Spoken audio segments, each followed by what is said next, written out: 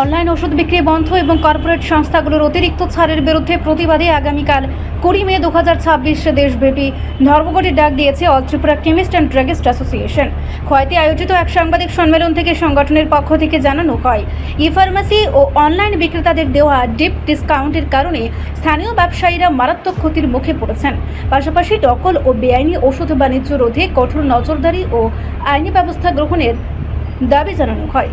অ্যাসোসিয়েশনের পক্ষ থেকে স্পষ্ট করা হয়েছে, রোগীদের সুবিধার্থে হাসপাতাল ও ক্লিনিকের সাথে যুক্ত ফার্মেসিগুলো খোলা থাকবে, তবে অন্যান্য ফার্মেসি একদিনের জন্য বন্ধ থাকবে। সাংবাদিক সম্মেলনে মহকুমা কমিটির সভাপতি রামকৃষ্ণ ভট্টাচার্য ও সম্পাদক তাপস রায় সহ অন্যান্য সদস্যরা উপস্থিত ছিলেন। তাদের বক্তব্য অনুযায়ী এই কর্মবিরতি স্থানীয় ব্যবসায়ীদের স্বার্থ রক্ষার পাশাপাশি ওষুধ বাজারে শৃঙ্খলা ফিরিয়ে আনার উদ্দেশ্যে গুরুত্বপূর্ণ ভূমিকা রাখবে।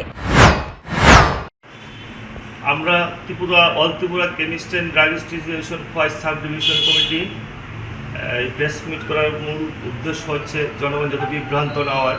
আমরা আগামীকাল 20 মে বুধবার এক ধর্মঘটে সামিল হচ্ছি ওষুধ ব্যবসায়ীরা, এবং এই বিষয়ে সারা ভারতবর্ষ থেকে বিভিন্ন মিডিয়ায় প্রচার হচ্ছে এবং সারা ভারতবর্ষেই এদিন এই বন্ধ পালন করা হচ্ছে। এই বন্ধের মূল উদ্যোক্তা আমাদের মাদার কমিটি বা central committee, all India organisation chemist and druggist association, যাকে সংক্ষেপে AIOCD বলা হয়। আমাদের মূল মুদ্রা বিষয় হচ্ছে অনলাইনে বিভিন্ন প্রকার ফেক মেডিসিন আসছে, ওই মেডিসিনগুলো মানুষের হাতে অতি সহজেই পৌঁছে যাচ্ছে। এটা পৌঁছানোর মাধ্যমটা হচ্ছে বিভিন্নভাবে ফেক ডক্টর দিয়ে বিভিন্ন প্রেসক্রিপশন করা হচ্ছে। ওই প্রেসক্রিপশনের মাধ্যমে তারা সহজেই ওগুলা উপলব্ধি করতে পারছে, এবং মেডিসিনগুলোতে ম্যাক্সিমামই দেখা যাচ্ছে যে ওগুলা ফেক মেডিসিনগুলোতে। এছাড়া আরও কিছু বিষয় দেখা যাচ্ছে, অনেক সময় যে কর্পোরেট দ্বারা গভীর ছাড় দেওয়া হচ্ছে। ছাড়ের বিষয়টা হচ্ছে কিন্তু আমাদের যে ব্যবসা করি, ব্যবসার লাভ্যাংশটা নির্ধারণ করতে NPPA, national pharmaceutical pricing authority.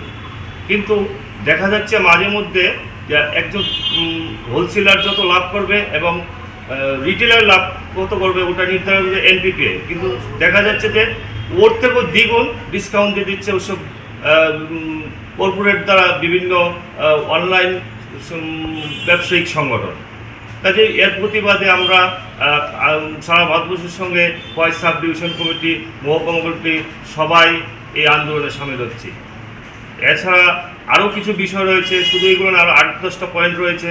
সবগুলো তো বললে অনেক সময় লেগে যাবে, কিন্তু এমনিতেও তুলে ধরছি। যেরকম অনেক সময় নেশা জাতীয় বিভিন্ন ওষুধ আছে যেগুলো খেলে নেশা হয়, ওগুলা আমাদের যুব সমাজ সহজেই অনলাইনে কিনে নিয়ে আসছে, এবং ওগুলো একজন ফেক ডক্টর প্রেসক্রিপশন করেছে, ওই ডক্টরের কোনো আইডেন্টিফিকেশনের কিছু নেই। ও এইভাবে বিভিন্নভাবে আমরা বিভ্রান্ত হচ্ছে, কিন্তু এতে অত জনসাধারণ বিভ্রান্ত হওয়ার কোনো কারণ নেই।